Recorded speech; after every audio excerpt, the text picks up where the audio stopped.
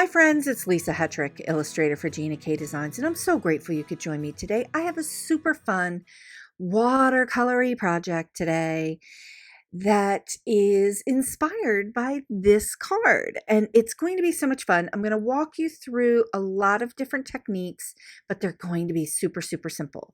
So let's talk about the products that we're going to be using. I'm going to be using this brand new stamp set from Gina K Designs called Smile, and I really love this companion die that comes with it, but we're going to be using the die for something fun. I've got my new stamp set, Hugs and Wildflowers, and the companion die set as well. And we're going to use some of the dies, this piece right here, as an actual die cut. Even though it coordinates with one of the stamps, I'm going to show you how to use it just as a die cut element in the composition of the card. It's going to be fun. Okay, so I've got a lot of products here, a little more than usual, but we're going to have some fun. I've got some Glitz Glitter Gel here from Gina's new line. I've got a spatula and I've got like the scraper here, and I'm using the Glitz Glitter Gel white because I love it and I want to get a little bit of extra shine on this project without a whole lot of extra weight or color. I've got some Gina K Designs white embossing powder and my Versamark pad. I'm going to be using that to do a little bit of heat embossing with the blooms. I've got 3 Zig clean color brushes, water brushes here. I'm going to see which colors I'm going to use for that. I'm going to be using some liquid watercolor to create this background so that the Glitz Glitter Gel can go all over it and be pretty.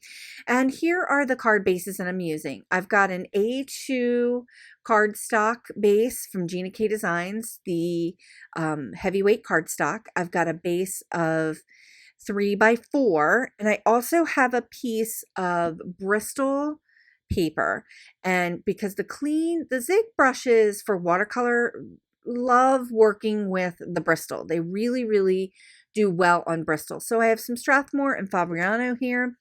I'm going to be using my favorite watercolor paper from the Bee Paper Company because it's just, I love it, I love it, I love it. And I'll have all the links of all the things in the notes. I've got some terrific tape, a water brush, some purple tape, and some Gina K Connect glue. And I have some water and a big brush because we're going to be creating that background. So we're going to get started first with creating the elements for the card. And we're going to start off first with the piece of Bristol. And it doesn't matter what size Bristol you have. I'm just going to be stamping down the 3 blooms. I've got the big bloom, the medium-sized bloom, and the smaller bloom. And their perspectives of these blooms are going in different directions. So I really want to use all 3 of them because they're going to create a different perspective for the composition of the card.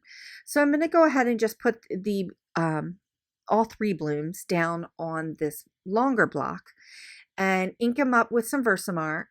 And this stamp set is already so well loved but none of that, some of that color may transfer a little bit, but it's okay. So I'm just going to go ahead and stamp that down and get that nice and juicy to accept the embossing powder. So I've got this little spoon that I'm going to be using, and it's kind of funny, this little story about the spoon. This little spoon was one of my children's baby spoons, and I just kind of keep it in the craft area. Now they're 16 and 18 now, so they're not really using this spoon anymore, but hey.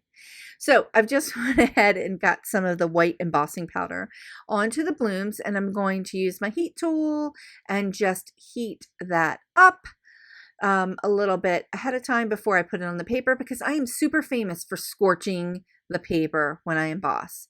But I really wanted to use this white embossing powder because it's really going to help bring up the glow of the watercolor when I go to put the Zig pens on it. Okay, so now Zigs love the Bristol. They just do. I seem to have more success with the Zig markers or any kind of marker like a Tombow or water-based marker by using Bristol paper. I pull up less paper, I can use a little bit more water, and you don't have to necessarily use the watercolor paper. Now, I just wanted to show you here that I kind of went pretty heavy-handed with my first marks coloring in of the flowers. So I'm not really digging what I did there, and I kind of go back to try to fix it. And the Bristol paper is not pulling it up. Normally, I just put a little tiny bit in one bloom and then I will work it with the water and pull it out one at a time. But I kind of got a little overzealous there and added it all at once. So I'm going to go back to my old school style by adding the Zig watercolor, the clean color water brush ink down onto this craft mat here. And then go ahead and pick it up with the water brush. And I ended up grabbing an Arteza marker as well because I really wanted that coral color, that corally blue color. So you can see that I'm just taking a little bit of the color and applying it right to the Bristol paper inside of the embossed area. And the embossed areas are holding the color, and I'm not so concerned about going out on the outer edges or around because we're going to be die cutting that out. So I'm just going to heat this a little bit just to kind of dry it off a little bit more so that I can add a few more layers of color. So that's one of the tips and tricks that you can do whenever you're doing watercoloring of any kind with markers or with paint. If you let the piece dry in between, or you just kind of zap it with your heat tool, you're going to be able to add layers of color over top. And that's going to give you a lot more density of color and just give you some really beautiful looks to it. So you can see that I've mixed up the blue and that pink there to get a little bit of purple. So layering it over top here gives me a little bit of more variety of look, a little in the bloom. So I'm kind of getting a little bit unicorny looking here, but that's okay. It's going to be kind of fun with the pink background that we're going to create. So I've added a little bit more purple to this flower and just blended it out a little bit.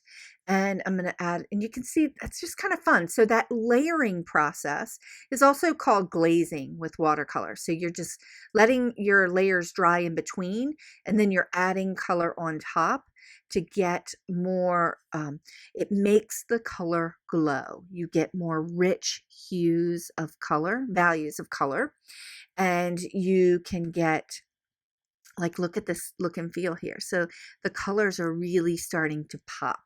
So that's the beautiful thing about working with these zigs, because you can just keep adding color and it's just so cool. I'm loving this. Okay, so let's move on, and I'm going to talk a little bit about creating watercolor backgrounds. Now I'm using a piece of B watercolor paper here, and I also want to let you know that I have this background available to you as a free download on my blog, and I will link everything up so that you can grab that background as a free download and you can use it over and over and over again. But today I want to talk about how you can create your own and how we can create it so that we can use the glitz on top. And we're also going to be using it as our card-based background, and we're going to be using it for our die cuts. So it's a lot more versatile in what we're going to create. Okay, so I'm going to talk a little bit about liquid watercolors. So right here, I'm going to be using the Dr. P.H. Martin's Radiant watercolors, but I've got a handful of liquid watercolors here, and there are lots of amazing ways to create watercolor with your brush markers, with your Tombos, with your Zigs, Artezas, even with your dye-based inks, which you see me do that all the time. I'm using my inks as watercolors.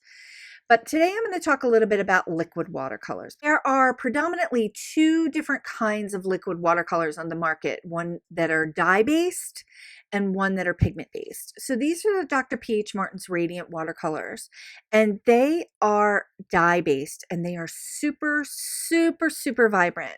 They do need a little shake up every once in a while to get them going, but they are just what they are. They are super, super radiant. but they're not light fast. So they will fade over time, but I enjoy using them very, very much. And we're going to use them today for creating the background piece that we're going to be making. And that is also available as a download. Okay, so some of the other ones that I'm going to share are some different brands. This is the Dr. P.H. Martin's Hydrus Fine Art Watercolor. And this is a liquid watercolor. It also has this pigment. It's a pigment based. It's light fast. So it's used for a lot of different artist grade paintings and things like that. But it is an amazing liquid watercolor on the market. Very, very vibrant and will kind of stand the test of time with being light fast. So it won't fade over time. So, okay, here are some other really fantastic ones that I had in my stash. And like I said, I will have a huge list of liquid watercolors that are on the market in the notes. So this is from Ecolime, and it comes in this dropper bottle, and I am going to spill it all over the place. So it is super, super, super vibrant. A lot of calligraphy and brush artists use it. This is the color that's in there. It's a pretty pink. I only have a handful of these, and I enjoy using these very much to create backgrounds and to do some brush lettering with, but this is the Ecoline brand. And yeah, they've got a lot of really great colors for the Ecoline brand. This brand is brilliant and transparent, and it has a huge color range of, I believe, 58 transparent colors. And they work really well with watercolor paper and are not waterproof. They're not waterproof when dry, though, so they will re-wet. So they're kind of a really nice option that's available. Now, here's some really great options. I love this liquid watercolor brand from Hero Arts, and it is a pigment-based transparent watercolor. This one is teal, and it's a great color. And Hero Arts is a great company, and they have they have quite a range of the liquid watercolors. They come in these droppers. Liquid watercolors tend to come in droppers, and it's just a really great product. This product is from Prima Marketing, and it's their Art Philosophy Co. brand, but they have liquid watercolors as well, and these are pigment-based liquid watercolors. They're really nice, very vibrant. I would equate them to like the Dr. P.H. Martin's Hydrus. I don't have any specific pigment information on this brand, but I really enjoy working with them. A little goes a long way for any of these liquid watercolors. Now here's another great brand from Pink Fresh, and I love this color, and I believe they might have changed their packaging. This is key lime to more of the same kind of round bottle packaging, but they their liquid watercolors are pigment based as well. So with the pigment based watercolor, it means it kind of will stand the test of time and won't fade over time, but all of these liquid watercolors are absolutely luscious and wonderful to work with in your paper crafting projects. Now, I have lots of other watercolors in my stash you can use to create the effect that we're going to do today with the background paper. You can use tube watercolor, you can use your pan watercolor. The liquid watercolors kind of make it fun and easy and really quick to create some quick backgrounds. But remember, you can use whatever you have to apply to this technique that we're going to do today. Okay, so we're moving ahead to create the background, and the technique that we're using is wet on wet. So I'm taking this big honking brush, and I am getting the paper super wet, and my brush is a little bit of bristles are coming out, which happens sometimes. And I've got just this flat wash brush, and I'm really saturating the paper, and I'm going to let the water work with the liquid watercolors to create the flow. So wherever the water is, the liquid watercolors are going to flow. And look at how the color moves. And I'm going to work with it a little bit, but I'm just going to play here. So you can see as I tilt the paper that the water is just going to it kind of holds the color in, and I'm going to move this around a little bit. So this is an easy, super easy way to create a background patterned paper, a background for a watercolor like background for your card or paper crafting projects. And I'm just tapping off a little bit. Now, those concentrated radiant watercolors, you can see, are intense. They are super, super bright. And here's the deal. If you get some on your hands, it's going to be kind of messy. So you can see that my hands are getting a little bit messy. My cloth, my microfiber cloth is getting a little bit messy, but that's okay. It all wipes up, and I end up getting it a little bit everywhere, but it all wipes up. So I'm going to add a little bit more yellow down to this bottom because I want to concentrate. I want to mix it up a little bit, and I want to concentrate some of that yellow there because that's where I'm going to put the smile dye when it dries up. Okay, so I've added the smile dye, and the piece is completely dry. Look at this amazing background. You can see the little dot pattern that I've got going in there, and that's from me dabbing off a little bit of the color with the microfiber cloth.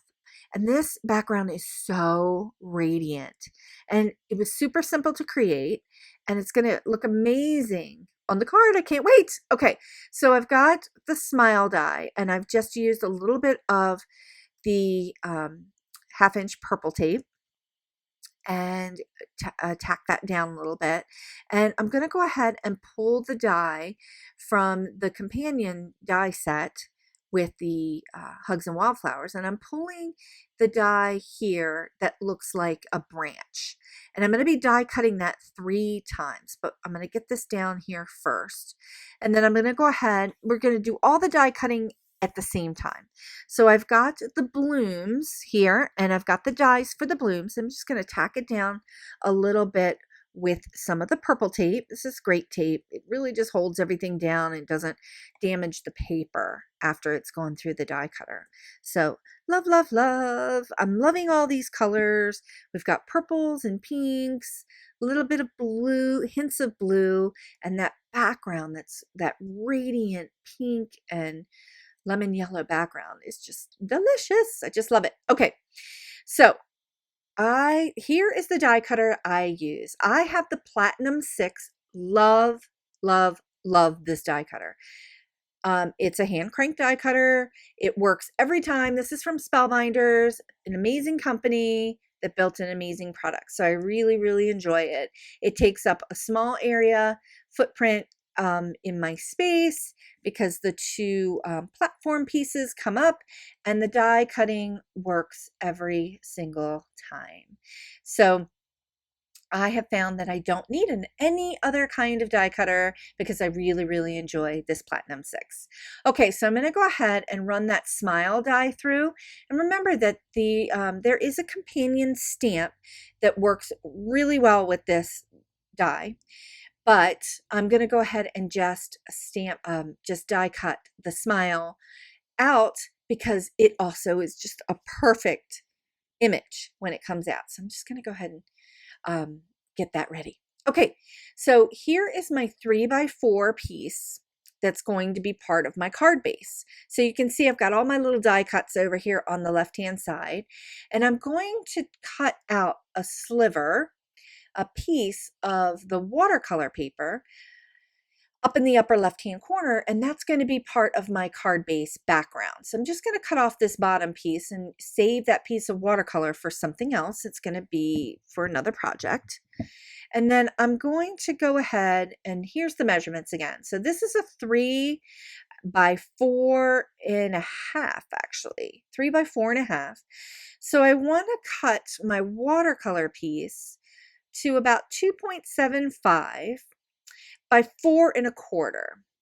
And I'm focusing on this top left half that I had made because I've got that like organic watercolor look going on there.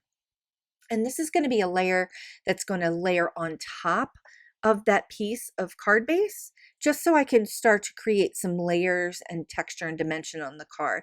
And you're going to see why when we start to go ahead with the stamping. Now I'm going to go ahead and add another element here. This is where the Glitz Glitter Gel comes in. So I want to add a little bit of shimmer and shine to that background to make my stamped images pop. And look at the colors here. It's got this kind of iridescent looking unicorn look that Glitz Glitter Gel is just going to, being in a background, is just going to be perfect. So here's the smile die. And then here are the 3 branch dies that I cut out. And look at the variegation of color. And that color is intense. I love it. It's going to be a really nice companion to the flowers. And the die is just perfect. It's just this perfect little branch die that I'm going to nest together to create my embellishments. Okay, so back to the watercolor piece. I needed to move that watercolor water out of the way. Here's the thing. Don't drink the watercolor water. It's happened. Just saying. It was pink and it looked like fruit juice once. And yes, I did take a sip. It happens. So I'm moving that out of the way so that I don't knock it over or anything. Okay, so I've got a little spatula here and I'm picking up some of this Glitz Glitter Gel. And the reason why I love this is just look at the intensity of the shine and the fact that the Glitz Glitter Gel just sticks together like paste. It's like frosting, but for your paper crafting projects, which is super fun. Now I could use my spatula here and I'm just going to kind of spread it out a little bit and get some on this base. And you could use the entire spatula to just kind of spread it out over the entire piece of cardstock. But I'm going to get some of these peaks and hills and valleys of Glitz Glitter Gel spread out with my finger at first. And I don't want all that texture, so I'm going to use another tool to just kind of help spread it out a little bit, a little spatula tool. And see, I've still got all those peaks and valleys, and I don't want the texture this time. Normally, I really love the texture, but this time I'm going to go ahead and use the spatula tool from ThermoWeb, and just, it's really nice, flexible tool. You could use the back of a credit card. You could use anything like a business card, and I'm just going to use it to smooth across the page. And look at how that Glitz Glitter Gel just kind of sticks to it and doesn't end up all over the craft mat. Now, it's got a little bit of the dye ink in it. And if you don't want that, you would just dispose of it. But me, I'm just going to grab it with the other spatula piece here, and I'm just going to put it back in to the tub of Glitz Glitter Gel. And I'll probably just use that for another project. And the little added pink in there is just going to be a little something extra on the next paper crafting project. Okay, so I did use that white Gina K Designs Glitter Gel. Love it. Now, look at the super shine. It's kind of intense, but it's going to be, when it dries, it's going to be just an extra added element to the card. Okay, so now we're going to move on to creating a couple other pieces onto the card base to create some variety and texture and elements in the card. So we've got kind of 3 layers going on in the card here. So on my cardstock base, I want to do a little bit of watercolor stamping. So I took a little bit of my Zig marker with the pink fuchsia, and I'm using it as a stamp ink. And what I want to do is when it blends onto the cardstock, it's going to give me that watercolory look, but it's going to be on that base layer at the bottom before I start to add the other layers on top. So I'm testing it a little bit out here so I can see what it does. And I'm just going to eyeball this. So here's my white layer, and I want to kind of nest some of these flowers underneath that white layer. So I'm putting the piece down here and just getting a visual and just kind of eyeballing it and seeing what I'm going to get. So I'm just using that Zig as a stamping ink, and I added a little bit of water with my water brush, and you can see that it's got a little bit of a watercolory look without it being super, super wet.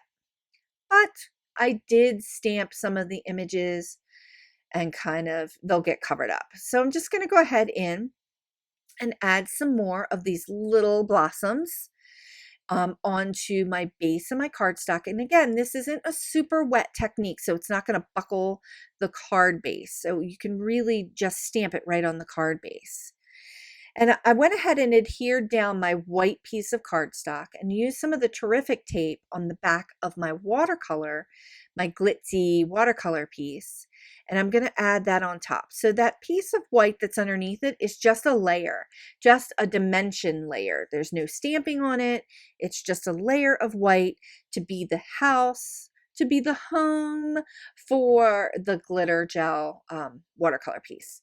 And I've got those blooms set out there in that 3, and it's going to give me the foundation for the rest of the composition of this card. So I'm laying out the blooms, and you can see I've got this little angle that starts at the bottom and just kind of blooms and flows up around the top.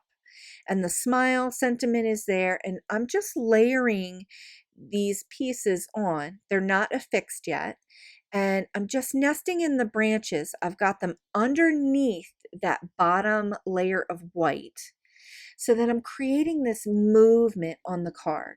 And it kind of helps ground the composition here. I really want to get this kind of movement that goes up and around and kind of comes back down, leads your eye back down to the smile die cut. So I'm just using a little bit of Connect glue and just going to go ahead and adhere it. Now just kind of holding it down a little bit because it is on putting those blooms on that Glitz Glitter Gel watercolor piece. So it just does need a little bit of an extra second or two to just kind of hold it down. And then nesting some of the branch elements in, and that's going up underneath those 2 layers. So you get this added texture and dimension with the card, along with this movement that's starting at the bottom, going up and around, and just creating a really pleasing to the eye look and feel for the card. So this branch is going to need a little bit of extra glue, and I'm just kind of holding it down, and I'm just nesting it on here and lining it up with the top layer of the white cardstock. So I've got all this movement and I've got all this glitz going on.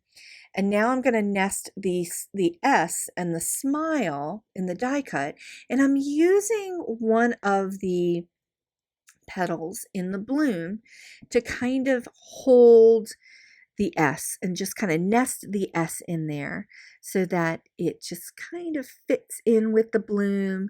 And we've got these angles going with the S, and it just kind of creates a nice little pleasing look and feel. And I am digging this. Super simple, really, really blooming with color. And you can see that S there, how it's nesting right down into that bloom. You can see all the different layers that are nested up underneath between stamped layers and die cut layers to create that visual interest with the card. So here's the card inspiration on the left, where I did some of the stamping and we did a lot more with yellow. And then here's the card on the right that's got the Glitz Glitter Gel, makes good use of the color and the watercolor, stamping, some simple stamping and embossing, and using some of these die cut elements to help create really low profile embellishments for the card, but create a lot of visual interest. I am really loving the way this card turned out. I hope that you learned a little bit about the liquid watercolors, and if you have any questions, please don't hesitate to reach out to me. And I hope you enjoyed today's card tutorial. Thanks so much for joining me. Please consider sharing the joy by liking this video and subscribing to this channel. Thanks so much for watching, and I'll see you next time.